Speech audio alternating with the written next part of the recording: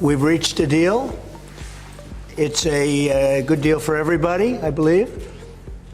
And I think you were saying this is probably the biggest deal ever reached in any capacity, trade or beyond trade. European governments and companies reacted with both relief and concern on Monday to the EU-US framework trade deal. Some saw it as unbalanced, but were happy it avoided a deeper trade war. 15% is not to be underestimated, but it is the best we could get. It's overall across the board.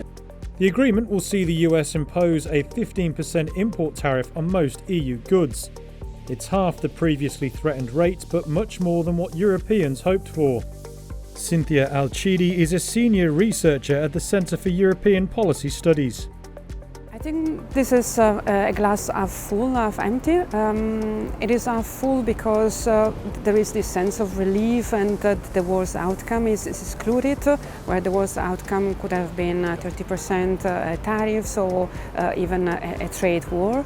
On the other side, this is not what the EU wanted. I mean, the EU asked for a zero tariff trade agreement, and this is not what we had.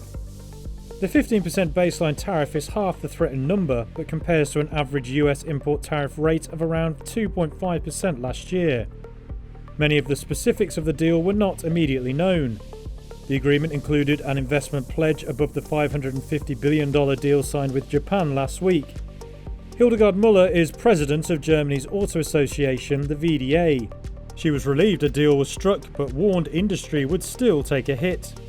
The deal will also burden consumers in the United States. It will not only have consequences for Europe.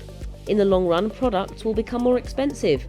I believe that this is why it is not a good day for international trade or for consumers. German Chancellor Friedrich Merz welcomed the deal as it averted a trade war, while French government ministers said the agreement had some merits but wasn't balanced. One leading French minister said more talks would be needed before the deal could be formally concluded.